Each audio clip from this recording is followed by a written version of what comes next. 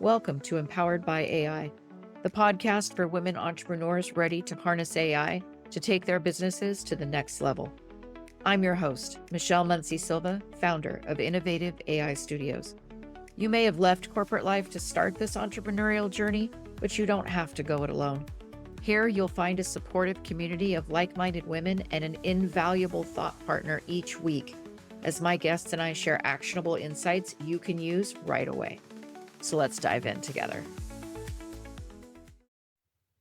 Okay, all right, there we go. So today we have Myra Roldan with us. I'm so excited.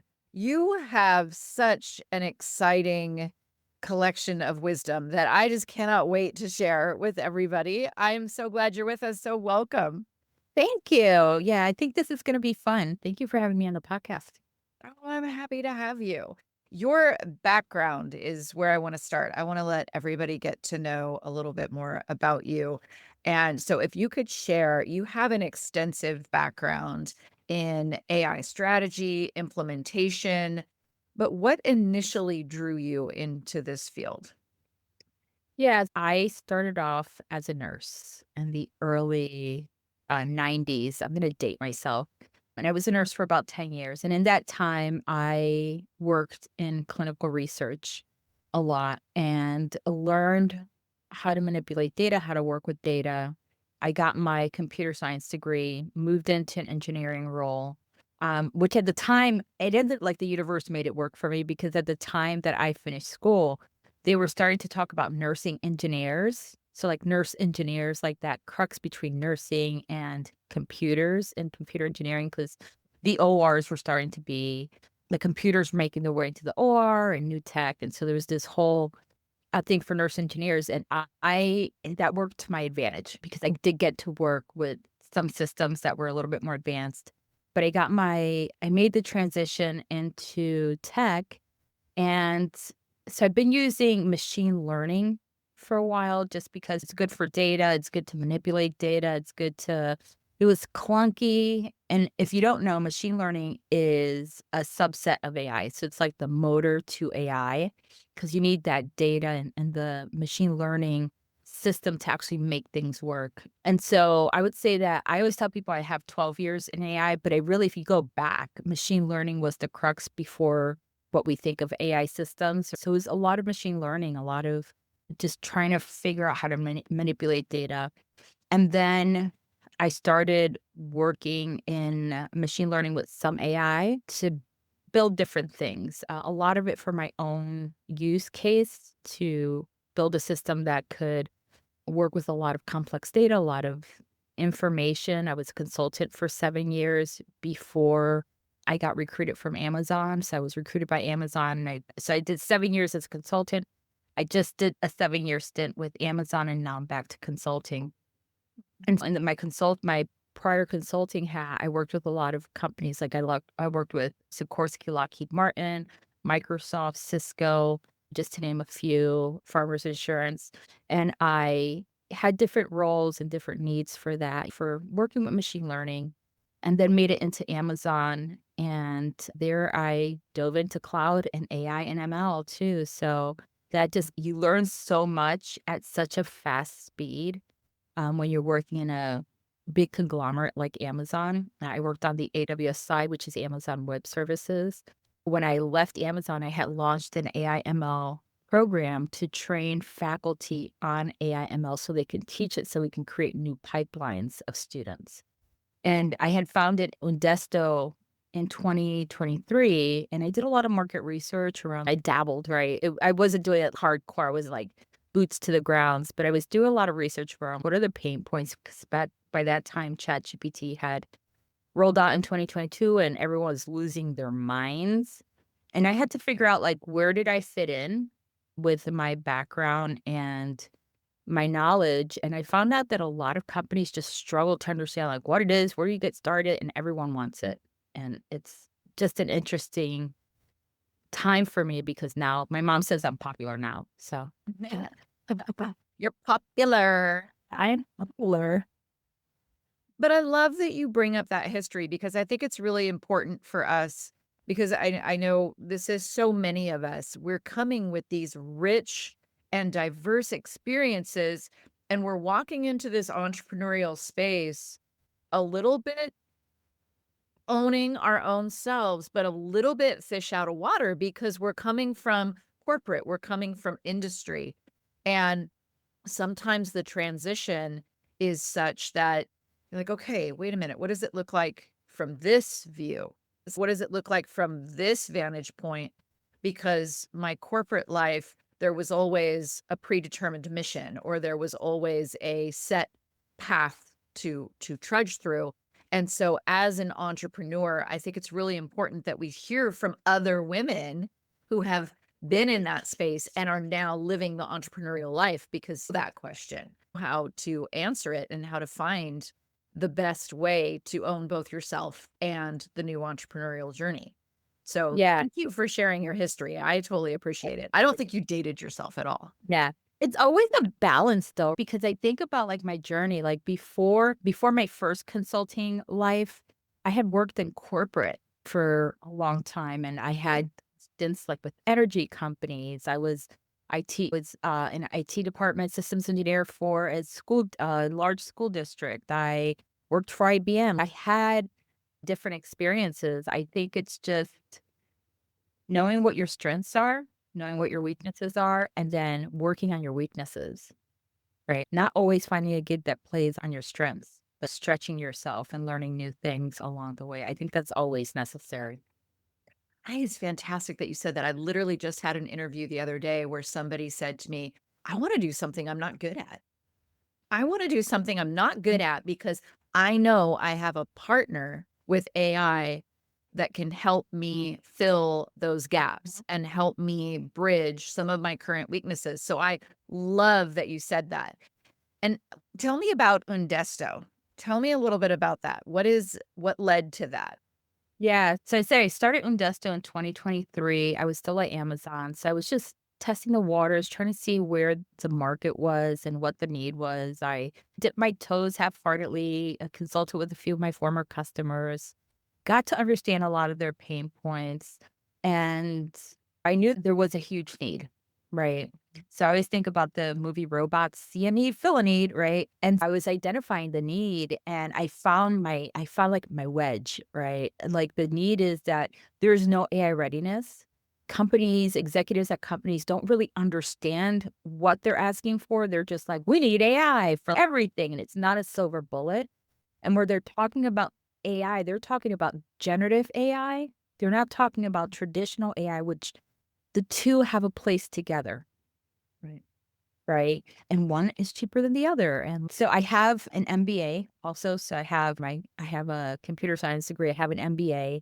I also have a master's in education. So I'm like I just made sure, again, this is the whole crux of studying things you don't know about instead of continuing on a trajectory. And so the need is, the grass is green with us, which is super interesting. And so what we've done with Investa is we do everything from AI consulting to professional services.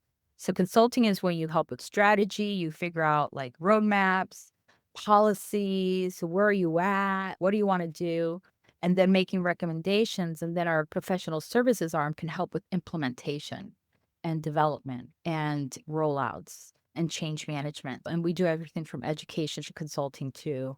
We try to fill the holes where they are. So we have an AI academy, we do AI workshops, but then the whole consulting piece. And we've launched a channel partner program, which allows to think about that person who said they want to stretch themselves. Someone who has a consulting company and they want to add AI, they have a customer base and they want to add AI to their services. They can join our channel partner program, get some AI education with us, and have us as a partner to bring us to the table with when they have their AI customers and be able to make some extra money in the process because now they're expanding their business to include AI without having to have the direct expertise, but we train them so they can at least speak to it from a business perspective. And so that's one way. And what's interesting is that right now, two of our partners, channel partners, are female-owned businesses, which I love. They're they Yes. can look like psychologists who see the green grass, right? Not saying that we won't work with male-ran businesses, but it sings to my heart that they're women-owned businesses. They're the first 2 that have onboarded with us, and we have a few more that are onboarding. And it just sings to my heart because they understand that they don't have to be the expert, that we will be right there with them, with their Mhm. customers, so they keep their customer relationship, but they can still offer these services, which is cool, and plus they get training on AI. Oh, Yeah, so and we've developed apps, and we have this whole DIY product we're launching, so we're really trying to make it accessible. yeah, there's a lot of fantastic movement there and such a just fantastic work spirit where you're just empowering other women to be able to diversify their offerings as well. Yeah, definitely. I think that's the and it's not just about helping them diversify, but it's also helping them become AI savvy, right? Be able to talk the lingo to their customers. As a female in AI, Latinas make up 1% of AI professionals. That's pathetic. It's minuscule. It's just wrong.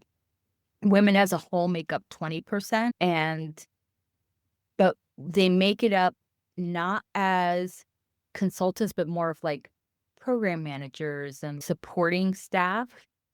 Um, and so I really want to change that paradigm by empowering women Mhm. to be able to, if you already own a business, like you're already a boss, right? Let's boss you up some more. And I still get challenged all the time.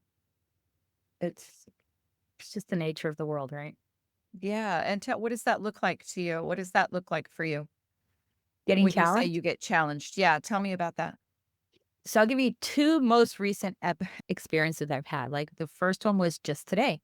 Not the first one, but one of them was early this morning. I received an email from a gentleman who felt wholeheartedly that given my background, I should be targeting nonprofits and not really playing with the big dogs because, yeah, um, very unsolicited. So that was the first one. And I fired back a thank you for your unsolicited advice. I appreciate you. I will return the favor now and explained because he was also like, I'd be willing to partner with you on a new dashboard I'm trying to create. I'm like, yeah, that's not the way you come at me, first of all. Oh my goodness. Yeah. And then the second one was yesterday. We've been interviewing people for a county executive role. It's 100% commission. It's not for the weak at heart. We're really being really choosy, picking people who already have a network, who have experience in the industry. It's been interesting. So I had this one guy, he gets on camera with me and I asked, you're applying, you're interviewing for the sales executive role. Is that correct? Yes. You understand it's 100% commission. He says to me, yeah, I want to talk to you about that. That's not gonna work for me. I'm in my 30s. I'm not like an intern or anything. And I what kind of customers are you going after? And so I told him we're in life sciences, pharmaceuticals, we're in banking, regulated businesses, some government. And yeah, that won't work for me. I'm like, I understand it's not for everyone.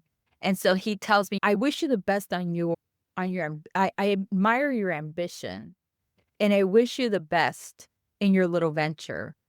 And he's because AI is exploding. And so I said to him, yeah, I've been in the field for 12 years. I do understand that. And he immediately changed his tune. And I immediately was like, thank you so much. Good luck with your search.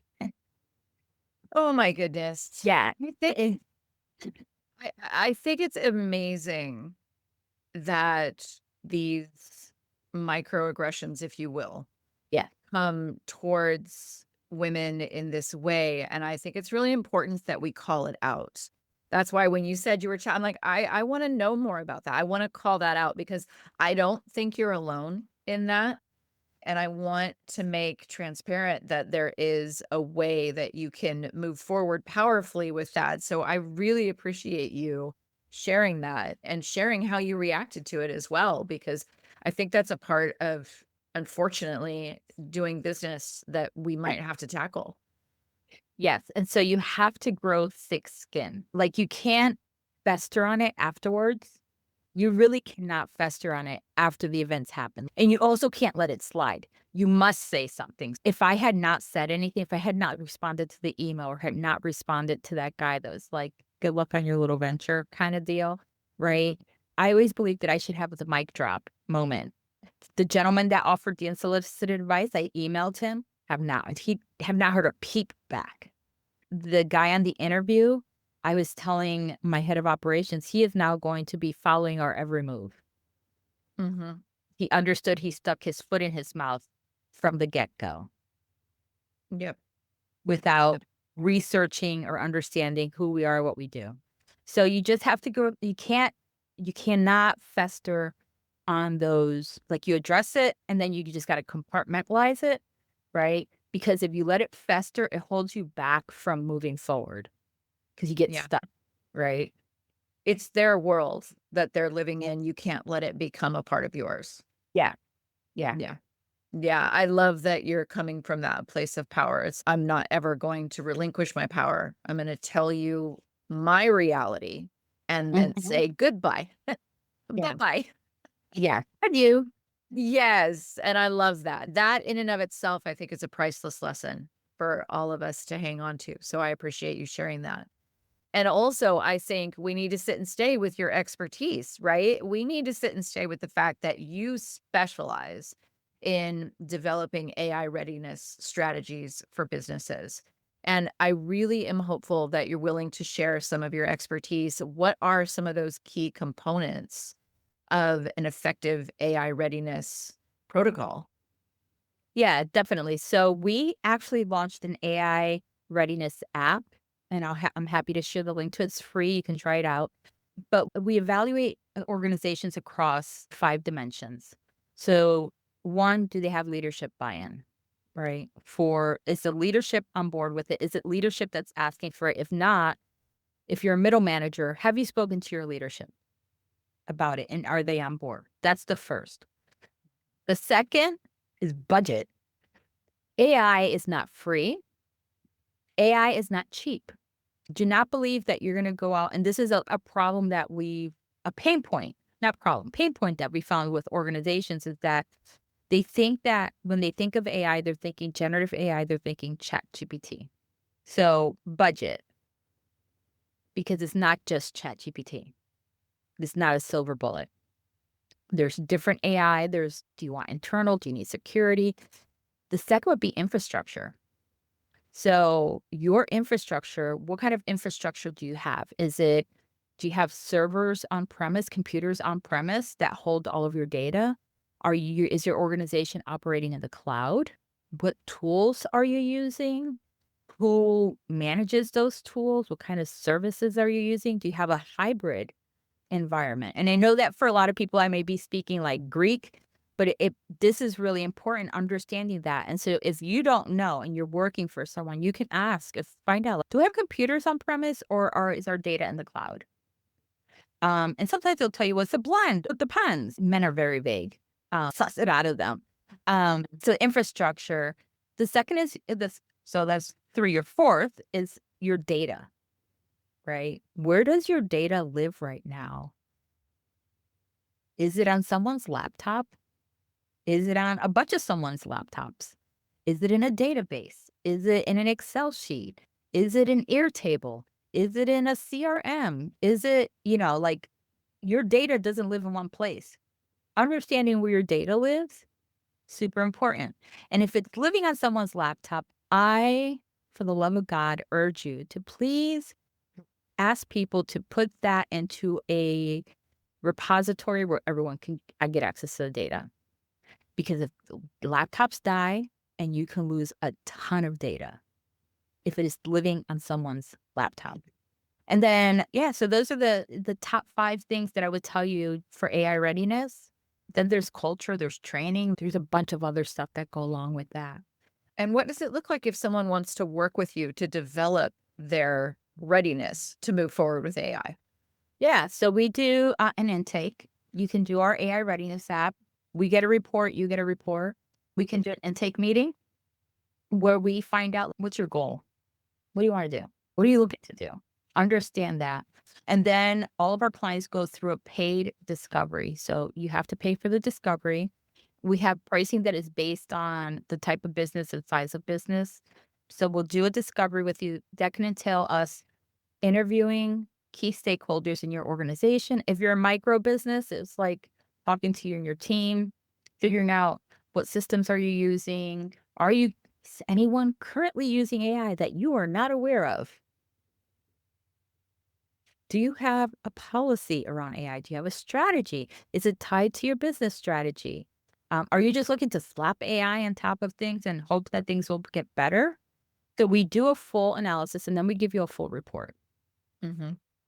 Where you are, we make some recommendations as to what we recommend your like we identify the use cases that your team identified, and then we'll throw in some other use cases.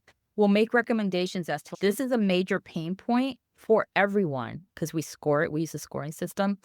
We'll tell you this is the major pain point for everyone. This is something that you may have to address sooner than later. And it may be an AI related thing and it may not be. We have one customer that their problem is a culture problem, not an AI problem. So we can do change management. We have different workshops that we can do for teams. Like we're a Blanchard partner, so we can do SL2, which is situational leadership, to help managers learn how to um, manage their teams. We can do leading through change. We can do change management. We can equip managers with tools, training for middle managers, for executives, because sometimes the problem is not an AI problem, it's a leadership problem or a culture problem. Okay. Yeah. And I know AI integration can feel so completely overwhelming. What's the first step an entrepreneur can take if they're just beginning to explore AI adoption?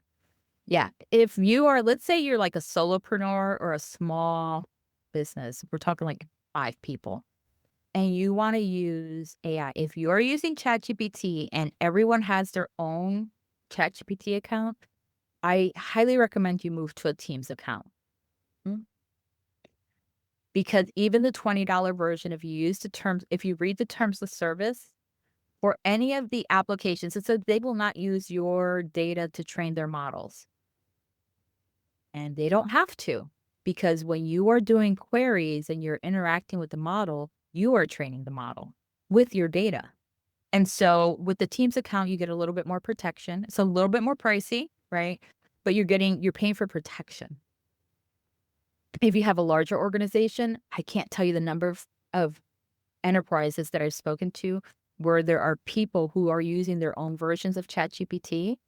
So they'll email themselves their work Mhm. and mail it back if the company doesn't have a policy, or they'll just fire it up on their computers because there's no blocker, there's no governance, there's nothing that says they can't.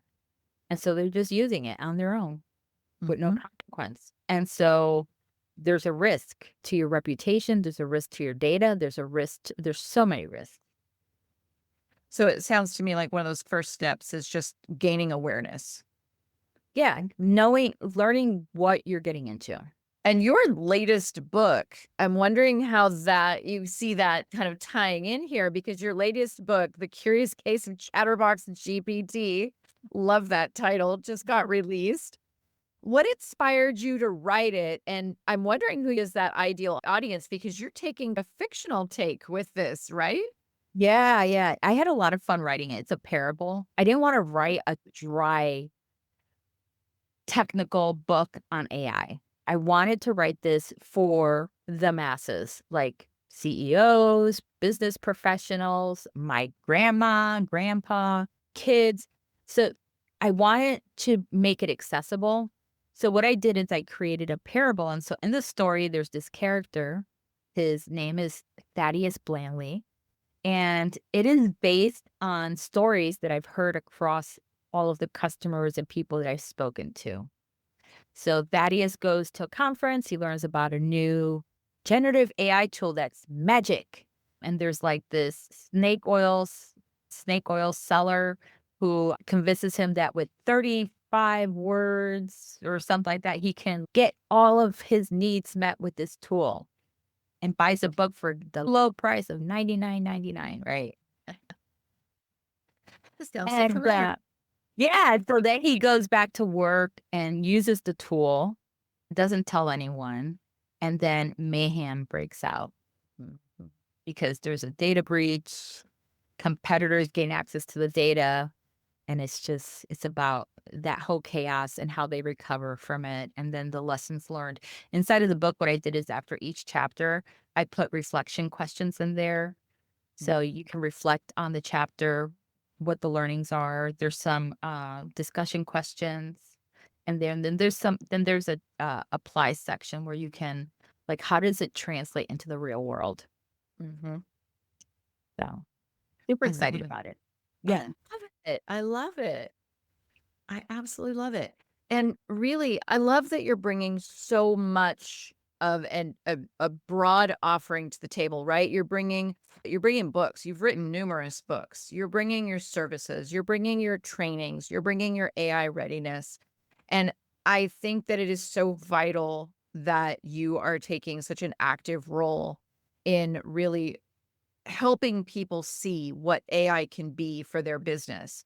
And I know that oftentimes the voices that are shaping AI are not always as diverse as we would like. And so I'm really wondering how you think we can ensure more women, such as yourself, more underrepresented groups can have a seat at the table for these conversations.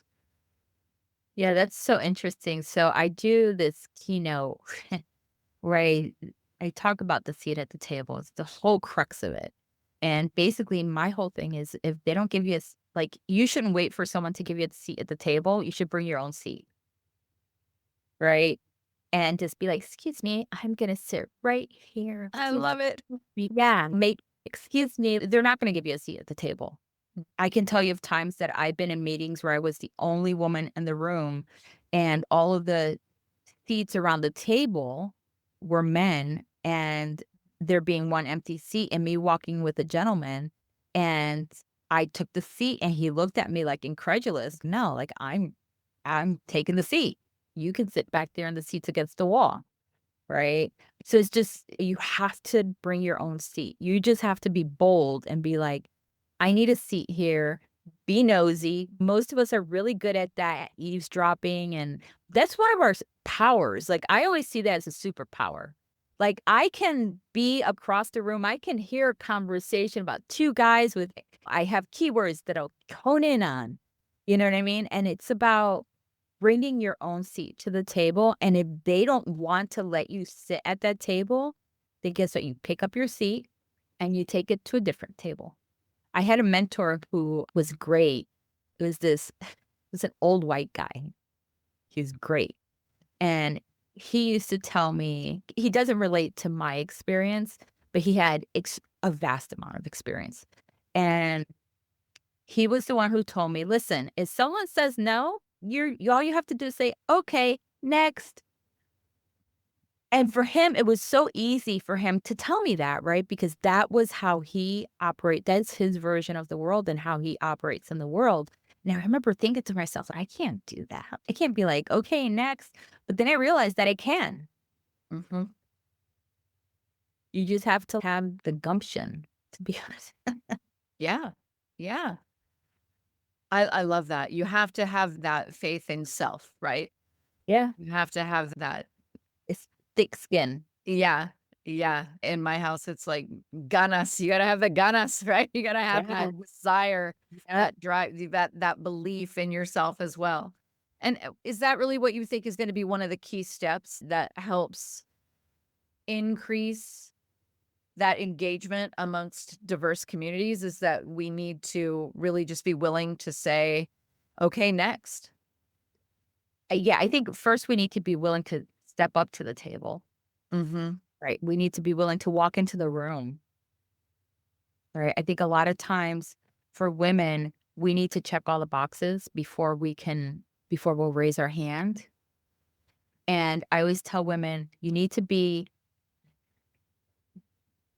just as bold as a mediocre white guy. Go in.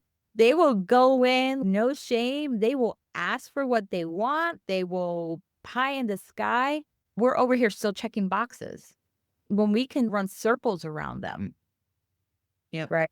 But we're too worried about what if they don't like me? What if I don't have this one little criteria, right? Oh, I don't know SQL, so I can't go in. Half of these guys don't know their noses from their elbows, but they will go and they will apply for the job. Mm-hmm. Oh, so being willing to walk into the room and take that risk is the first step.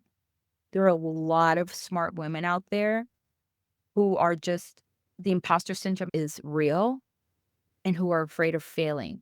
And I always say you need to change the word fail into first attempt at learning.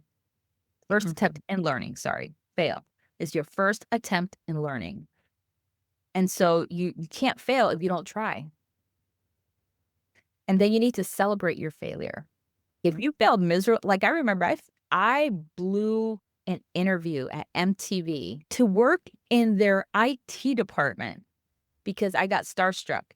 And I remember walking out of there thinking, oh my God, I failed that interview fabulously. Like it was such an epic fail because I got starstruck like a dummy and like my brain went blank. So I'm Yeah. like, I at least walked in. I failed epically, right? And then I treated myself to like pizza and beer because I was like, There you go. epic fail. Oh my gosh. But you were in the room and you were there and you did it. And the next time it wasn't that much of a scare.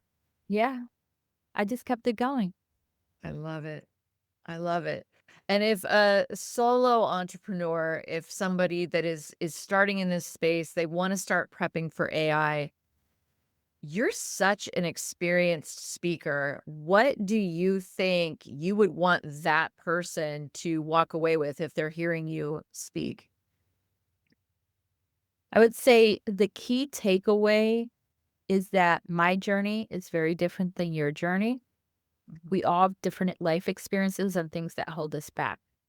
But you have the power to write your page every day. Every day is a new day. And you can either wallow in the things that you're not good at and worry about that, or push forward and say, I'm going to learn something new today to add to my bucket to differentiate me. And I'm going to keep it going forward. I'm not going to let things drag me back because we tend to take 2 steps forward and 10 steps back, or we run in place.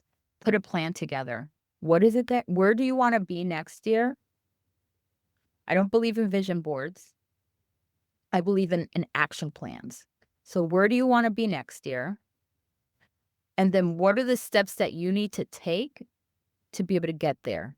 So let's say you want to own your own consulting company next year and have some good like accounts. Okay, great. Where are you right now? Do you have any kind of certifications? Are you learning about things? Have you built things? Do you have a portfolio? Are you networking? Do you have connections? How do you leverage those connections? What are you going to do in your first 30 days from now? What are you going to do in your next 60 days? And what are you going to do in your next 90 days? And take it 30 days at a time. But have a plan that you're going to follow and stick to it. And get a mentor and find a sponsor. There are two different people. A mentor will help you when you're trying to figure things out.